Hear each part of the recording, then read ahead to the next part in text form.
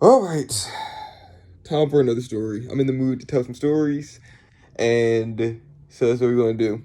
Um, Dang, I was gonna chronicle all my like fuck ups with women, but I think I'm just gonna like just tell a bunch of life stories, and then maybe I'll make like different playlists for like each one, like because I have weed stories and I have like drinking stories, and then I have like women stories, and then I have like just general life stories, and then I have like job stories and shit. Like I have a bunch of different shit that I want to tell.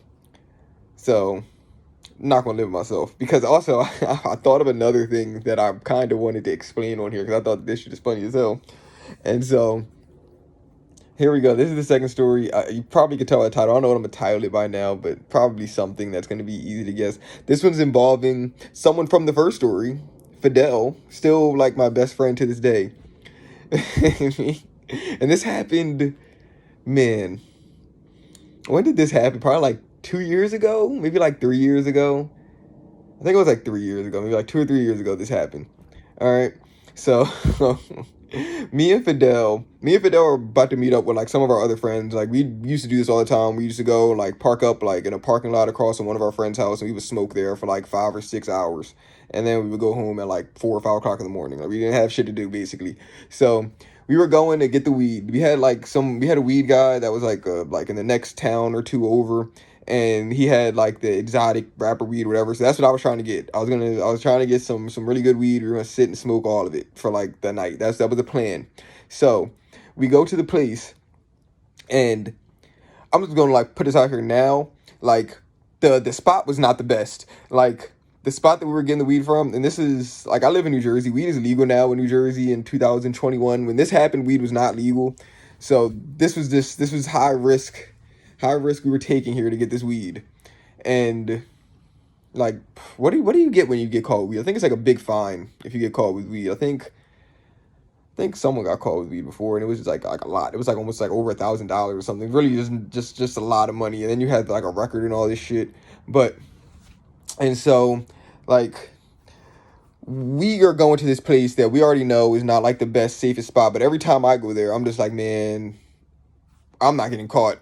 Hopefully, whoever else gets caught, I'm just gonna go here. Hopefully, we leave and nothing happens. We're basically rolling the dice every time, and it's like behind, like you know how they have like a he was selling like out of his hotel normally, like or not a hotel, his apartment. Normally we used to park in like the apartment parking lot, but we couldn't park there anymore. He stopped us from parking there. He wanted to do it across the street now, and across the street it was like a shopping center complex. You know, like they have like a Target, and then next to it is like a I don't know, like a pizza place, but it's like all connected. And I don't even think a Target was here, but it's like that. You know what I'm trying to say? Like it's like a shopping complex. So he wanted to meet us in the back, like behind the shopping complex itself. And so I thought, I mean, that's an okay spot, I guess. I mean, I don't know if a cop sees you going behind the shopping complex at 8 p.m. Like I don't really think like what the fuck reason are you back there for? Like it kind of just seems like I don't have an excuse to be here.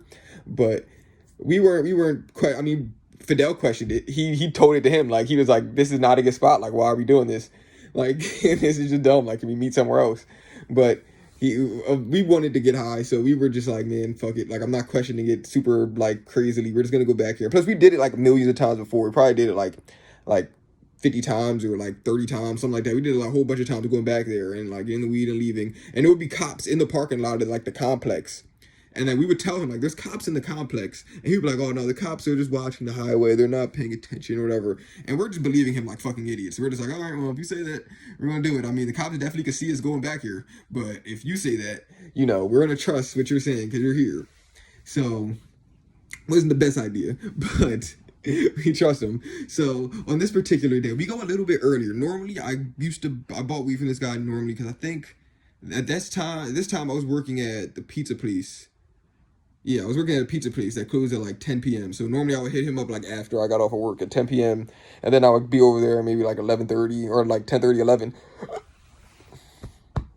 And then half the time there would be like a cop in there, whatever, whatever. This time I didn't have work this day, so we were going back there at like 7 p.m. We were going back there, and it was a lot of cars back there, and that should have been the first red flag. And me and Fidel pulled up because we were looking at each other like this is weird. There's so much activity going on back here. There was people because it was like a Lady of Lords like hospital, but like not a hospital, but it was like a rehab center or something. And it was like a clear like hallway, like with a bunch of windows. And like I was looking in the windows, you could see people like running, like little kids and stuff. And like it was like a whole bunch of people like in there. Well, not a whole bunch of people. It was like a group. It was like a family. It was like maybe like 10 people in there. And so I've never seen people in that building. Not one time have I gone over here and I haven't. Maybe like I seen like a janitor or some shit. Like I've never seen like patients or like actual like people that go there in that building. Not one time ever. I've never seen cars parked behind the building like where we were at. There was a lot of cars back there. There was like 20 cars parked back there. I've never seen it that packed. And so me and Fidel are back there looking at each other like, this is a little suspicious, but I want to get high, so we're rolling these dice because we've rolled them enough times already. So we're just gonna do this. So we roll the dice, we park up, and we tell the dude we're here. So the dude, because I think at this time like he had like a middleman. The middleman normally would be sitting like on the corner or like sitting somewhere where you could see him. So when you pull up, like he could just come to the car or whatever. But I couldn't see him. I didn't know where he was. So we texted him. We're sitting there just waiting. We're waiting for like 10, 20 minutes. And I'm like looking at Fidel like, yo, should we pull off? Like, should we leave this? Cause I don't like this. I don't like how this is. There's too many people here. This is too much activity happening. And then he's saying like, yeah, maybe we should do this. Maybe we should just leave. I don't know. Should we just pull off and go somewhere else and then just tell them like, just meet us somewhere else? And I was like, yeah, maybe, I don't know, but maybe we could just blend in with these cars. Maybe I'm overthinking. That's what I'm saying. Like maybe I'm just overthinking this, and then we're just gonna blend in with these cars, and it's gonna be fine, and we're gonna have no problems. Spoiler alert: there were problems, but that's what I was thinking. That there was gonna be no problems. So me and Fidel sitting there waiting, and then we see the plug. We see the plug like walking up like the back. I don't know if. I think he might have pulled up in his car. I don't know. I don't think we saw like him pull up in his car, but we saw like his son. His son was like riding around on a scooter, and then we see him like walking up like on the side, and then like he tells us to go over there. He either tells us to go over there or he's like standing on the side, and we're just impatient, so we just like got up, like we just pulled out and just pulled up to him like, bro, we're ready to leave because this is weird. So like we go over there, and then we talk to him. He's asking us, oh, you need like blah blah blah, and then like it wasn't what we needed. He said like, do you need like an ounce or like a half or something? That's not what we're getting. We're getting like a quarter or something like that. Cause I was just planning to like smoke it all like that night. So I was gonna get a quarter. We're gonna roll like 4 blunts and just smoke all of it. So like he was like, all right. So he was like, he didn't have it on him. He thought it'd be somewhere else. So he was like, all right, hold up, I gotta go back and whatever.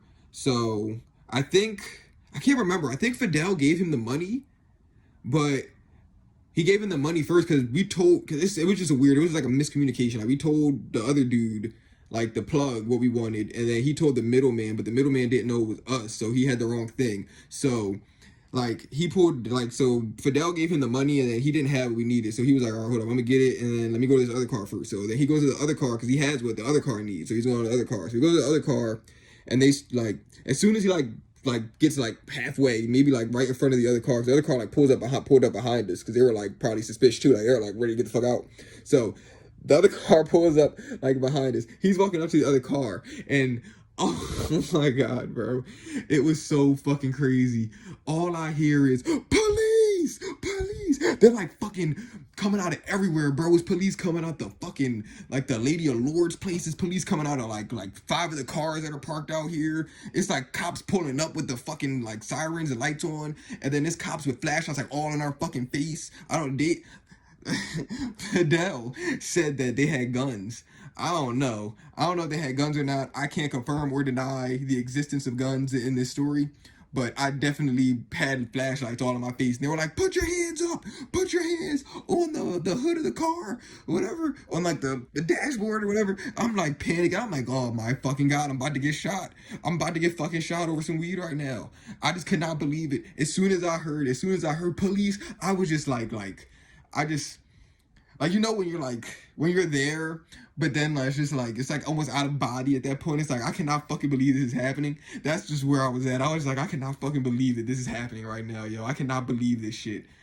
And so yeah, we basically like ran into like a sting operation because surprise, surprise, the cops that were there the whole time realized like what the fuck are all these cars going to the back of the building for? So they investigated and they got us in a sting operation. So yeah, They got me and Fidel out the car, and luckily we didn't have any weed on us because that guy didn't have it. And we had the money too because apparently Fidel dropped the money. Like he dropped the money, or not Fidel, the guy, the guy, the plug guy, whatever, the middleman dude. He dropped the money, and like it was under the car. Yeah, we took the money back, so we had the money, and we didn't have any weed. So I was just sitting here like, all right, I think we're good. Once I realized that we didn't have any weed, and I didn't even know we had the money until after, but I was like, we don't have any weed, so like we're good. But they're like all screaming, like giving us orders, and they're like telling me to move, but then like to not move, and it was very fucking confusing. Like this is how people get shot because they were giving me like 3 different orders at one time. They were telling me to like get out the car, but then they were also telling me to keep my hands on the dashboard. They were telling me to do a whole bunch of different things that was kind of hard. And then what happened after that? They handcuffed us, and they only handcuffed me and Fidel. This is like the fucked up part. They handcuffed one other person, but the other person actually had weed on them. Like they got arrested and taken to jail. So, like, I guess that is whatever. But me and Fidel got handcuffed, and we didn't even have shit. And there was a lot of other people here. Like me and Fidel got handcuffed and put outside the car, and then we see like there's like 2 or 3 other cars pull up, so he has other people still coming to get weed in the middle of this sting operation, and the cops are stopping all of these people like, no, you're not going fucking anywhere. There was another person already parked up, and me and Fidel are the only minorities here. We're the only people handcuffed that don't have any weed or anything. Everybody else is just like talking to the cops and joking. They're laughing, having a good old fucking time. All these white people over here like enjoying themselves. Like I'm just sitting here like, dog, my heart was racing. But as soon as I got out of the car and I was just standing there in the handcuffs, I was like, man, we don't have weed. We're good. We're just gonna have to wait here for like an hour. So we did wait out there for like an hour. It was like 40 fucking degrees outside. The other lady, the lady that had the what's it called, that had like weed on her, that was getting arrested. She was all crying. She was like, "I'm a teacher," blah blah blah. She was losing her job that day. She lost her job that day over some weed, and man, this story is crazy. And then I was talking to the dude, like the guy who investigated, like, or no, not investigated, the guy who organized this thing, like the head cop dude. And he was saying like, oh yeah, we've been investigating this guy for months or something, and he was trying to like, he was basically trying to get more information from him. He was like, so how do you guys do this? Like, how do you know? Blah blah blah. How do you do that? And I was just like, man, I'm pleading the fifth. Like, I'm not, I'm not answering these questions. Like, so he was like, fair enough. And then, oh yeah, I had a book bag because it was some real stoner shit. I don't know if I still have this book bag. I don't know where the fuck that book bag is, but I had a book bag that had like so much like weed stuff in it. Like I had like, they took my pipe. I was mad they took my pipe. They didn't have to do that shit. You couldn't prove that there was weed in there, but they took my pipe. They took like, I had like 100 empty like dime jars in there, and the dude was going through like every single one. He opened every single jar. I'm just sitting there like, dude, if I had anything, I would not be here. Like I told him that, and then like he asked me like, what did you say? And I was just like, all right, I'm just not gonna say anything. Let me just shut the fuck up here. Let me just not say anything and just sit here in these handcuffs, let him do his job, and go the fuck home. And that's basically what I did. That's basically what I did. And then Fidel lost his ID. I don't even know where his ID was, but he lost his ID. So then we were all like, oh, he lost his ID, but it was his wallet the whole time. So we were like looking with the cops for the ID. And I'm just like, man. But I wasn't even that bad at that point. I was like, bro, I'm just happy that we didn't have any weed. Like, this is just an automatic win at this point. We could just leave with the money. Because he found the money when we were looking for the ID. So I was like, let's go. All right, so we had the money. We have no weed. We're good. We're going home, and we'll go buy worse weed somewhere else. And that's what we did. And what else happened in the store? So I think it was, I don't know if the family inside of the thing, I don't know if they were part of the sting. I feel like they were part of the sting. They had to have been part of that sting, man. I think they just tried to make it seem like it was just a normal, regular occurrence because they had to have cars back there in order to do this sting. But because there wasn't normally cars back there, they had to make it seem like it was busy and shit, like around, so that it would have an excuse for these, like all these cars, so it wouldn't seem as like suspicious. And man, it worked. It definitely did work. They definitely got us on that shit. So what the fuck else happened? Am I forgetting anything in this story? I think we just went home after that, man. Like it was just funny because people just kept pulling up, and the cops just kept stopping them. They having like the 2-3 cars just pulled up in the middle of this thing, and cops just kept stopping them in there. That stuff was funny. But yeah, they just let us go, and I didn't get charged for paraphernalia or anything. They just let us go. They took my pipe, and then I went home.